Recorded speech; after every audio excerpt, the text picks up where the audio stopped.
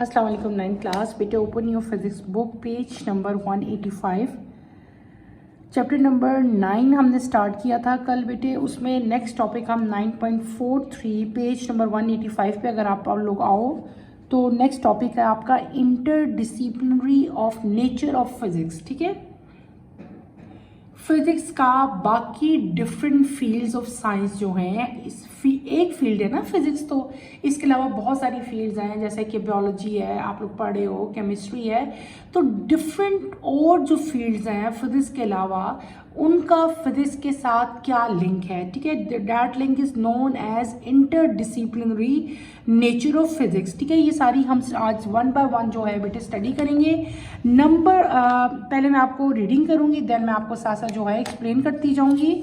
It refers to the integration and interaction of physics with various other fields of study. Physics being fundamental science provide essential principle, technique and method that are applicable across a wide range of disciplines. Some of these are.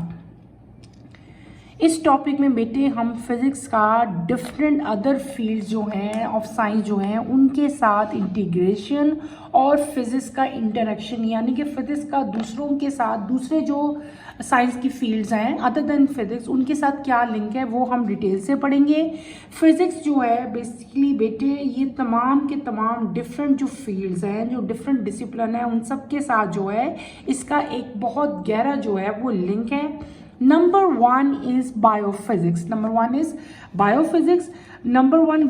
Some biological systems and processes are described using the principle and techniques of physics under this field of study. Example include the mechanism of biological structure, physical properties of cell, tissue and organ.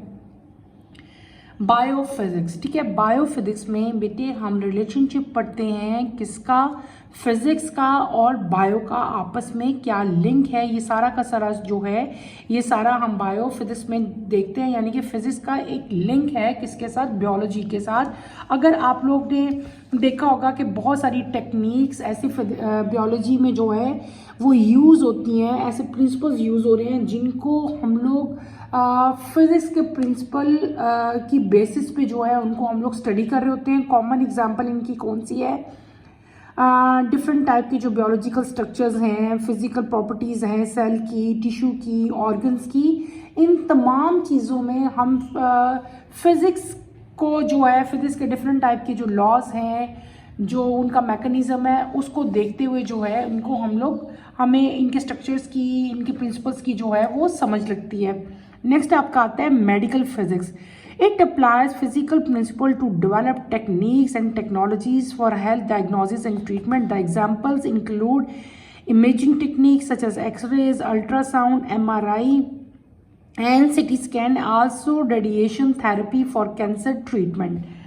Medical physics क्या है कि बेटे बहुत सारी, अब देखो ये जितनी भी पहले तो जितनी भी डिजीज़ हैं उनके जो ट्रीटमेंट है ये सारा कुछ हम बायोलॉजी में पढ़े हैं। ठीक है, मेडिकल की फील्ड में पढ़ते हैं, लेकिन इसमें इन तमाम की तमाम जितनी भी बीमारियां हैं इनको डायग्नोज करने के लिए और इनको ट्रीट करने के लिए हमें किस चीज़ की रिक्वायरमेंट की ज़रूरत होती है, फिजिक्स की ज़रूरत होती है। कॉमन एग्जांपल इनकी कैसे है, अब एक्सरे, जब कोई बोन टूटती है, जब कोई फ्रैक्चर होता है तो क्या की उसको टेस्ट करने के लिए क्या की चीज़ यूज़ की जाती है बेटे, एक्सरे। तो एक्सरेज क्या है बेटे, वो फिजिक्स है, रेज है ना, वो हम फिजिक्स में पढ़ रहे हैं। तो इसमें क्या हो रहा है कि जो मेडिकल फील्ड है वहाँ पे फिजिक्स यूज़ हो रही है। इसी तरह बहुत सारी थेरेपीज़ हैं जो कि रेडियो एक्टिव रेस के ज़रिए की जाती हैं। रेडियो एक्टिव रेस भी हम कहाँ पढ़ते हैं, फिजिक्स में पढ़ते हैं। कॉमन एग्जांपल इसकी कैंसर है, कैंसर एक डिजीज़ है। ठीक है, उसकी ट्रीटमेंट के लिए जो रेडियो एक्टिव रेडिएशन थेरेपी जो है बेटे वो यूज़ की जाती है। इसके अलावा बहुत सारे और टेस्ट हैं जैसे कि CT स्कैन और MRI, अल्ट्रासाउंड। ठीक है, ये तमाम के तमाम जो टेस्ट हैं बेटे दे आर फिज़िक्स। ठीक है, ये तमाम के तमाम टेस्ट, इनकी जो मैकेनिज़्म है ये तमाम का तमाम फिज़िक्स से रिलेटेड है और ये फिज़िक्स यूज़ हो रही है मेडिकल साइंस के अंदर। ठीक है, हम लोग क्या कर रहे हैं, डिफरेंट बीमारियों को डायग्नोज करने के लिए फिजिक्स यूज़ कर रहे हैं। कॉमन एग्जांपल उसकी मैंने एमआरआई बताई है, सीटी स्कैन बताए हैं, एक्सरेज बताए हैं, और फिर इन बीमारियों को डायग्नोज करने के बाद इनका ट्रीटमेंट भी हम फिजिक्स से ही कर रहे हैं। जैसे कि हम लोग रेडिएशन थेरेपी फॉर कैंसर के पेशेंट के लिए जो है वो कर रहे हैं। और ये जो एमआरआई है बेटे, ये एक टेस्ट होता है जिसका एमआईआरआई जो है यहाँ पे आपकी बुक में भी बना हुआ है, मैग्नेटिक रेजोनेंस इमेजिंग है डिफरेंट बॉडी के ऑर्गन्स की, जिस पार्ट का एमआरआई करना होता है उसकी जो है ये इमेज जो है आपको देते हैं। नेक्स्ट आपका आता है, जब मैंने आपको शुरू में बायोफिजिक्स भी पढ़ाया था तो उसमें भी बायोलॉजी के बहुत सारे स्ट्रक्चर जो है वो फिजिक्स से लिंक्ड है। कॉमन एग्जांपल वहाँ पे आपके यहाँ पे बनी थी जो मैंने आपको पहले बताना शायद भूल गई हूँ। यहाँ पे डीएनए का स्ट्रक्चर बना हुआ है, तो बेटे डीएनए के स्ट्रक्चर में भी अगर जो बॉन्डिंग हुई हुई है, ये बॉन्डिंग है ना बेटे, वीक हेलिकल बॉन्ड बने होते हैं, यहाँ पे कार्बन की बॉन्डिंग है का हाइड्रोजन के साथ हुई होती है, तो ये सारी की सारी बॉन्डिंग जो है यहाँ पे भी जो है फिजिक्स जो है वो अप्लाई हुआ होता है। नेक्स्ट आपका आता है एस्ट्रोफिजिक्स। एस्ट्रो मीन क्या होता है? स्टार्स। पता है ना, स्पेस पे जितनी चीज़ें हैं उनकी स्टडी को हम एस्ट्रोनॉमी कहते हैं। तो इसमें भी जो है क्या है, जो एस्ट्रोफिजिक्स है उसमें हम लोग क्या पढ़ेंगे? It deal with the physical properties and processes of celestial bodies and phenomena, for example the interaction between matter and energy in the space to understand the universe as the whole। Astrophysics में हम deal करते हैं different type के जो processes हैं, जो properties हैं, किसमें? कैलेस्टियल बॉडीज़ में, और उनके अंदर जो फिनोमेना है। कैलेस्टियल बॉडीज़ मैंने आपको कल भी बताई थी, जो स्पेस में आपको डिफरेंट चीज़ें नज़र आती हैं, प्लैनेट्स हैं, स्टार्स हैं, गैलेक्सीज हैं, ये तमाम की तमाम जो हैं इनको कैलेस्टियल बेटे बॉडीज़ कहा जाता है। इनके अंदर जो रिलेशनशिप है, इनके अंदर जो एक इंटरेक्शन है मैटर का, एनर्जी का, ये सारी की सारी चीज़ें हमें हेल्प मिलती है कहाँ से? फिज़िक्स से हेल्प मिलती है। फिज़िक्स को देखते हुए हम जो है इनके अंदर जो भी फिनोमेना हो रहा है, जो पार्टिकल्स का जो एनर्जी यूज़ हो रही है, एनर्जी कंज्यूम हो रही है, जितना भी इंटरेक्शन हो रहा है डिफरेंट टाइप के मैटर्स के दरमियान, ये सारा कुछ ईजिली हम अंडरस्टैंड करते हैं जब इन सब के ऊपर हम लोग क्या अप्लाई करते हैं? फिज़िक्स अप्लाई करते हैं। क्लियर हो गया? ये हो गया आपका एस्ट्रोफिजिक्स। नेक्स्ट हम आते हैं जियोफिजिक्स की तरफ। ठीक है, जियो मीन अर्थ। पहले तो हम पढ़ेंगे it applies physical principle to study the internal structure of earth, its magnetic and gravitational field, seismic activity and volcanoes। Jio physics बेटे, जियो यानी कि जो हमारी अर्थ की सरफेस, यानी कि अर्थ पे क्या है, आपको पता है कि अर्थ की ग्रेविटेशनल फील्ड है, मैग्नेटिक फील्ड है, सिस्मिक एक्टिविटी। सिस्मिक एक्टिविटी क्या होती है? अर्थक्वेक। जो अर्थक्वेक आते हैं, वॉल्केनो की जो अरप्शन होती है, ये तमाम की तमाम जो अर्थ के अंदर जो डिफरेंट टाइप के रिएक्शंस हो रहे हैं, इनमें क्या चीज़ इन्वॉल्व है? इनमें भी फिजिक्स इन्वॉल्व है। ठीक है, तो ये इसके साथ भी जो है एक रिलेशनशिप जो है फिजिक्स का अर्थ की सरफेस के साथ भी एक फिजिक्स का रिलेशनशिप है, और वहाँ पे भी जो है वो फिजिक्स अप्लाई हो रही है। ठीक है, कॉमन एग्जांपल आपको मैंने दे दी अर्थक्वेक की, वॉल्केनोज की, ग्रेविटेशनल फील्ड जो अर्थ की है। आपको पता है कि अर्थ के अंदर एक ग्रेविटी है, उस ग्रेविटी से अर्थ जो है वो हर चीज़ को अपनी तरफ अट्रैक्ट कर रही है, तो ये जो अट्रैक्शन है ये भी एक फिजिक्स है। तो ज्योग्राफी का और फिजिक्स का भी आपस में एक जो है रिलेशनशिप है। नेक्स्ट आपका आता है climate physics. It includes the study of physical processes in the environment, including atmospheric dynamics, climate change, and weather condition। Climate physics में हम लोग क्या पढ़ते हैं बेटे? जितने इन्वायरमेंट के अंदर फिजिकल प्रोसेसेस हैं, ठीक है, उनमें क्या क्या चेंजेस आ रही हैं, एटमॉस्फेरिक डायनामिक्स है, क्लाइमेट चेंज आ रहा है, ठीक है, ग्लोबल वार्मिंग है वो कैसे हो रही है, उसमें कौन कौन से रिएक्शन हो रहे हैं, ठीक है, एसिड रेन है, जैसे सिंपल रेन है लेकिन रेन्स में जब एसिड मिक्स हो जाते हैं वो क्या बन जाती है? एसिड रेन बन जाती है। डिफरेंट टाइप की वेदर कंडीशंस हैं। तो ये तमाम की तमाम जो वेदर कंडीशंस हैं, जो क्लाइमेट चेंज है, इनमें भी क्या चीज़ इन्वॉल्व है? फिजिक्स इन्वॉल्व है। फिजिक्स का और क्लाइमेट का भी आपस में जो है एक गहरा लिंक है, इन दोनों डिसिप्लिन्स का भी। नेक्स्ट आपका आता है कंप्यूटेशन फिजिक्स। ठीक है, it is about the use of computational techniques and method to solve complex physical problem। बेटे कंप्यूशनल टेक्निक्स यानी कि कंप्यूटर से रिलेटेड जितनी भी आपकी टेक्निक्स हैं वहाँ पे भी जो है ऐसे मेथड हम लोग यूज़ करते हैं जो कि फिज़िक्स से लिए गए हैं। तो फिज़िक्स का और कंप्यूटर का भी जो है आपस में एक लिंक है। हम बहुत सारे ऐसे हमारे प्रॉब्लम्स हैं जो ऐसी टेक्निक्स हैं जो कंप्यूटर से रिलेटेड है, लेकिन हेल्प आउट हम कहाँ से उनको हेल्प कर रहे हैं, फिज़िक्स से जो है, फिज़िक्स से हमें वहाँ पे जो है वो हेल्प मिल रही है। तो ये तमाम के तमाम बेटे एक रिलेशनशिप था फिज़िक्स का डिफरेंट फील्ड ऑफ साइंसेस के साथ, फिज़िक्स का रिलेशनशिप बायो के साथ, मेडिकल साइंस के साथ, एस्ट्रोफिज़िक्स, फिर हमने जियो फिज़िक्स, क्लाइमेट फिज़िक्स और आखिर में कंप्यूटेशनल फिज़िक्स जो है वो भी हमने कंप्लीट कर दिया। यानी कि हम ऐसी कंप्यूटर के अंदर टेक्निक्स और ऐसे मेथड यूज़ करते हैं जिससे डिफरेंट टाइप के प्रॉब्लम जो है वो ईजिली सॉल्व हो जाते हैं। और ये सारे मेथड और जो टेक्निक्स हैं ये बेसिकली जो है कंप्यूटर की जो है इनमें बहुत सारी टेक्निक्स में जो है फिज़िक्स इन्वॉल्व होती है। तो बेटे ये कुछ 6 जो है आपको डिफरेंट टाइप के रिलेशंस बताए हुए थे फिजिक्स के दूसरे डिसिप्लिन्स के साथ, ये आपने कवर करने हैं। नेक्स्ट टॉपिक की तरफ हम आएंगे, पेज नंबर 186 पे आपका टॉपिक नंबर 9.4 है इंटर डिसिप्लिनरी रिसर्च। ठीक है, तो ये आज हम लोग स्टडी करेंगे। Let's start with the reading, then मैं आपको एक्सप्लेन करूँगी। बेटे interdisciplinary research, collaboration and interdisciplinary nature of science is essential for addressing the complex issue and challenges of today. By working together and sharing knowledge, scientists can achieve more significant breakthrough and contribute to a deeper understanding of the natural and physical world around us. It allows us to contribute to advance in technology, healthcare and environmental issue and many other areas. We need collaborated effort because number one, solution of complex issue require multi-fact expertise. ये जो 3-4 lines बेटे मैंने अभी read out किए हैं इसमें कोई आपको ख़ास इतनी चीज़ नहीं है, बस ये बताया हुआ है कि कोलैबोरेशन जो है डिफरेंट जो इंटरडिसिप्लिनरी नेचर है साइंसेस की, यानी कि बेटे आपको पता है कि science has a lot of बेटे ब्रांचेस। ठीक है, केमिस्ट्री है, बायोलॉजी है, आपके पास फिज़िक्स है, मेडिकल साइंस आती है, इसके अलावा आपके पास मतलब ज्योग्राफी है, एस्ट्रोनॉमी है।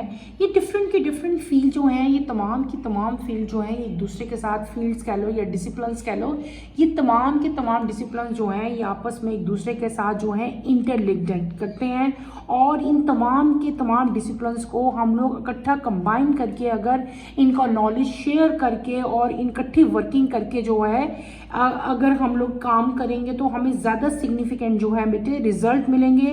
और इससे जो है एक एडवांस टेक्नोलॉजी सामने आती है और उस टेक्नोलॉजी से हम बहुत सारे हेल्थ इश्यूज़ हैं, इन्वायरमेंटल इश्यूज़ हैं और बहुत सारे ऐसे प्रॉब्लम जो हैं उनको सॉल्व आउट कर सकते हैं। ठीक है, अगर तमाम की तमाम फील्ड्स को हम कंबाइनली जो है वो उन पे काम करें या उनको कंबाइनली लेके चलें।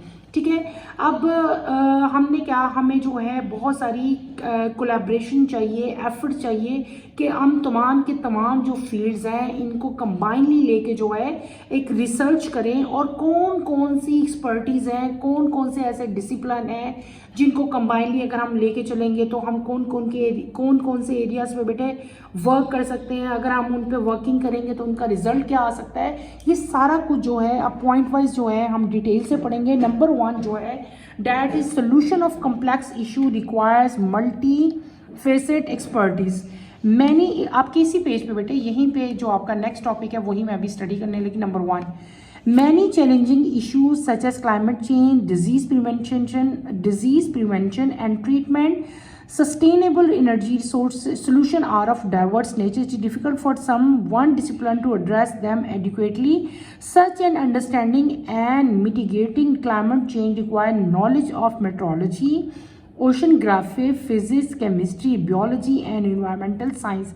Similarly, the healthcare issues such as recent COVID epidemic involve combined effort of expertise from biology, chemistry, physics, medical technology and data science to combat this challenge.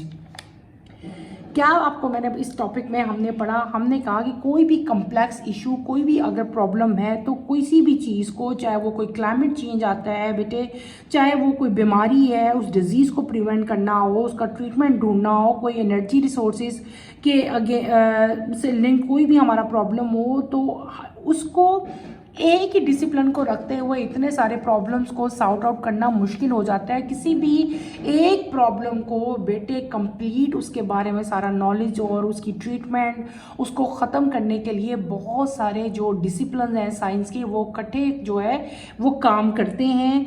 और जब वो इकट्ठे काम करते हैं तो क्या होता है कि आपको उस चीज़ का प्रॉब्लम जो है वो ईजीली मिल जाता है, उसका ट्रीटमेंट मिल जाता है और वो प्रॉब्लम आपका जो है वो ख़त्म भी हो जाता है।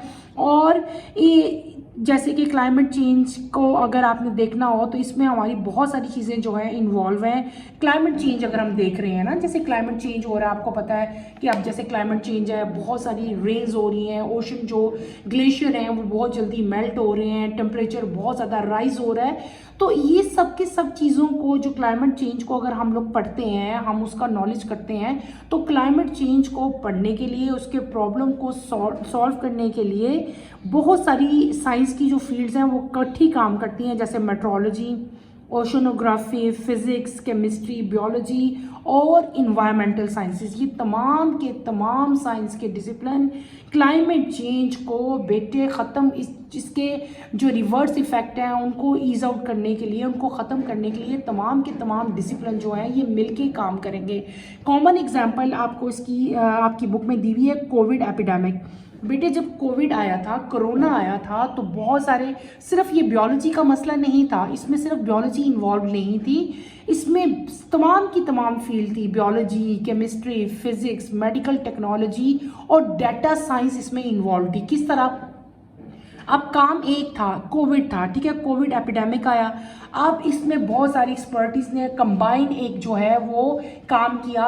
मेडिकल, जब हम बायोलॉजी में आते हैं, बायोलॉजी में क्या हुआ कि हमने देखा कि ये डिजीज जो है ये कौन काज कर रहा है, तो हमें पता चला साइंटिस्ट को कि ये एक वायरल डिजीज है, एक वायरस से जो है वो हो रही है, ऐसे ही था, ठीक है। फिर उसके अगेंस्ट मेडिकल टेक्नोलॉजीज आई। बायोलॉजी में हमने सिर्फ उसके सिम्टम्स देखे और वो किस तरह स्प्रेड हो रही है वो देखा। फिर मेडिकल टेक्नोलॉजीज जो थी, जो मेडिकल से रिलेटेड साइंटिस्ट थे, उन्होंने क्या किया, उसके अगेंस्ट जो है वैक्सीन प्रिपेयर की, ठीक है। और अगर केमिस्ट्री में देखा जाए तो उसकी केमिस्ट्री देखी कि इसमें जो है इसका स्ट्रक्चर कैसा है, ठीक है, इसका स्ट्रक्चर किस तरह का है वो सारा केमिस्ट्री में आया। इसकी वैक्सीन में कैसे कैसे सब सारे जो बेटे रिएक्शंस इन्वॉल्व थे वो भी सारी हमारी केमिस्ट्री थी। अगर फिजिक्स देखी जाए तो जो इसमें फिजिक्स भी बहुत सारी बेटे इन्वॉल्व थी। और डाटा साइंस का तो बहुत ज़्यादा काम था। डाटा साइंस से ईजिली आगे फर्दर जो है आसानी हो जाती है कि कोविड जो है वो किन एरियाज़ में ज़्यादा स्प्रेड हुआ। जब वो स्प्रेड हुआ तो एज ग्रुप कौन से थे, जिन मतलब बच्चे थे या एल्डर थे या 30s के एज के थे। तो जो डाटा साइंस था उससे हमें सब बहुत ज़्यादा हेल्प मिलती है। उससे ये पता चला था कि कोविड जो है वो बच्चों को ज़्यादा हिट नहीं कर रहा था, बल्कि जो एल्डर पीपल है अबव 50 ईयर्स जो है उनको ज़्यादा कोविड जो है हिट कर रहा था। तो डाटा साइंस भी इसमें इन्वॉल्व था। हमें डाटा से पता चला था कि कौन से एरियाज़ में कितने कोविड के पेशेंट थे, कितने जो हैं उसमें से जो बच गए हैं, कितने की डेथ हुई है। इसके अलावा बहुत सारी मेडिकल फिर टेक्नोलॉजी सामने आई थी कि अगर कोविड पेशेंट को हो जाता है, ठीक है, तो मेडिकली कौन सी आपने उसकी जो है वैक्सीन लेनी है। और वैक्सीन तो हेल्दी पीपल भी ले रहे थे, लेकिन अगर आप कोविड आपको हो जाता है तो कौन सी ऐसी टेक्नोलॉजीज, मेडिकल टेक्नोलॉजी थी जिसको लेके हम जो है इससे इस डिजीज़ की अगेंस्ट जो है वो ट्रीटमेंट पेशेंट को दे सकते हैं और उसको ईज आउट कर सकते हैं। इन शॉर्ट कि कोई भी एक जब प्रॉब्लम आता है तो साइंस की बहुत सारी फील्ड जो हैं, साइंस के जो बहुत सारे डिसिप्लिन है बेटे, वो कंबाइन होके काम करते हैं और उसका जो है एक सोल्यूशन निकालते हैं।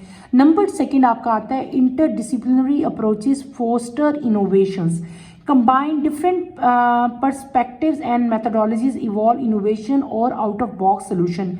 This approach can lead to novel insight and through that might not emerge working in isolation. For example, nanotechnology is a blend of physics, chemistry, material science, and engineering to create material and devices at the nanoscale with unique application in medical, energy, and electronics.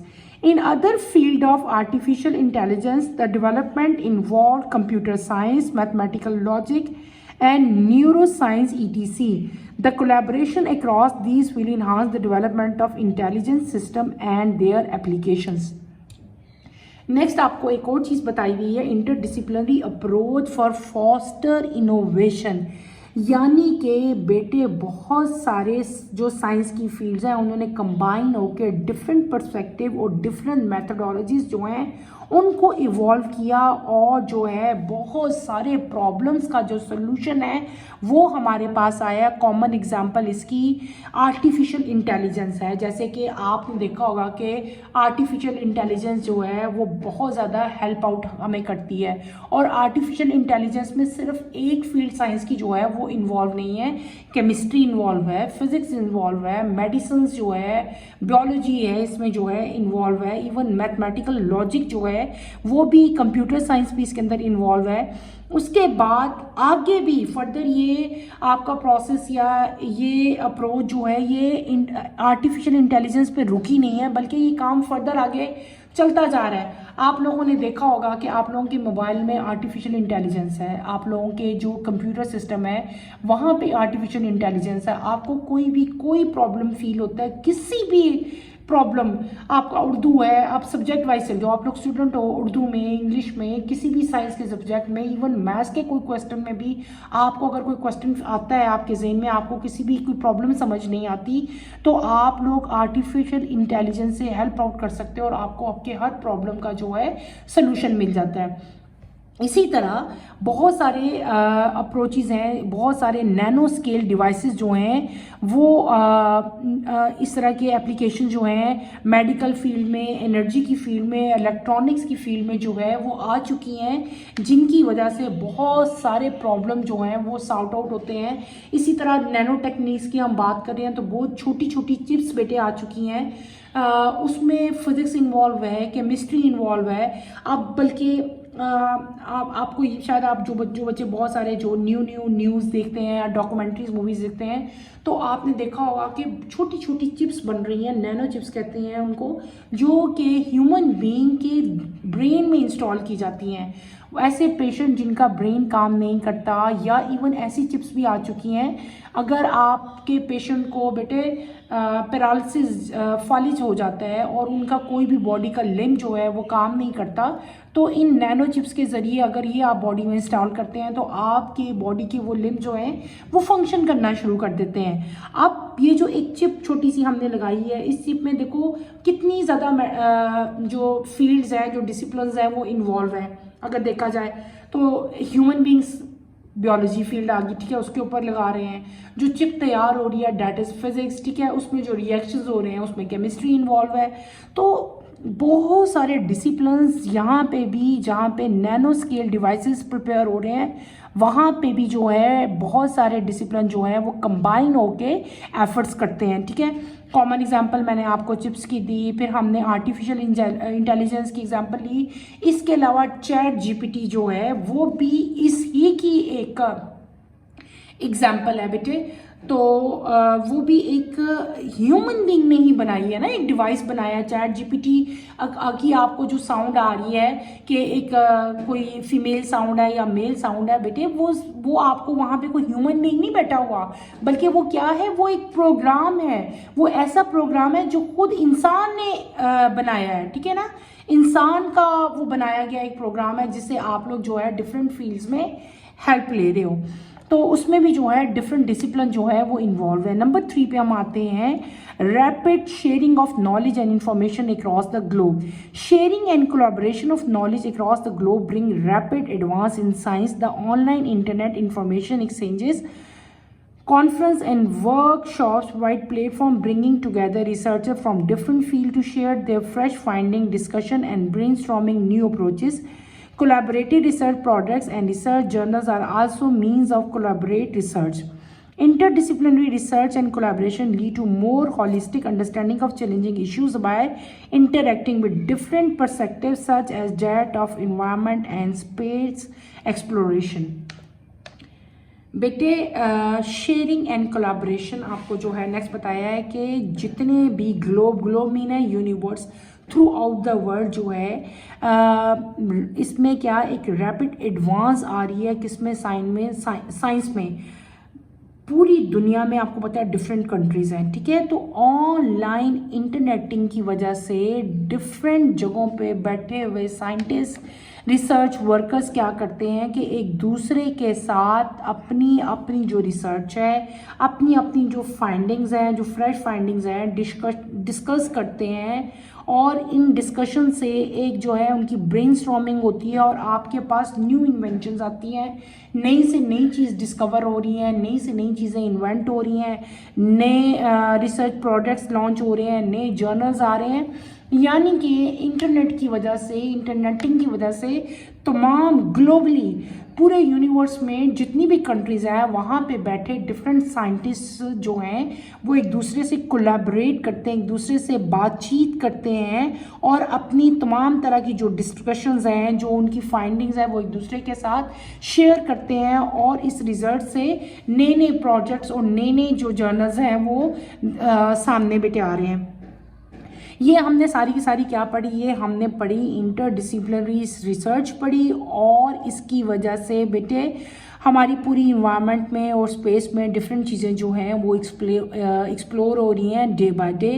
ये छोटा सा topic था, बहुत easy सा topic था, इसके आपने अच्छी तरह से इसको पढ़ो। इसमें कोई चीज़ आपको प्रॉब्लम लगती है, कोई फील होता है कि मुझे समझ नहीं आई, तो आपने मेरे से पूछना। इतना कोई इसमें इतनी इंपॉर्टेंट चीज़ नहीं थी कि जो आपको मेरा ख्याल से मुश्किल लगे, लेकिन फिर भी अगर आपको कोई प्रॉब्लम फील होती है तो feel free to ask any question बेटे। तो आपने बस ये जो फील्ड्स हैं आपकी, जो इनको अच्छी तरह से करना है और इनको आपने रीड आउट करो। अगर इसमें से कोई क्वेश्चन आपको लग रहा है कि मुश्किल है तो मेरे से पूछो। इंशाल्लाह कमिंग लेक्चर में हम साइंटिफिक मेथड पढ़ेंगे। कमिंग लेक्चर की नोटिफिकेशन के लिए बेटे आप चैनल को शेयर करें, लाइक करें और सब्सक्राइब करें। यहीं पे अपना टॉपिक बेटे मैं एंड करती हूँ। अपना ख्याल रखिएगा। अल्लाह हाफ़िज़ 9th क्लास।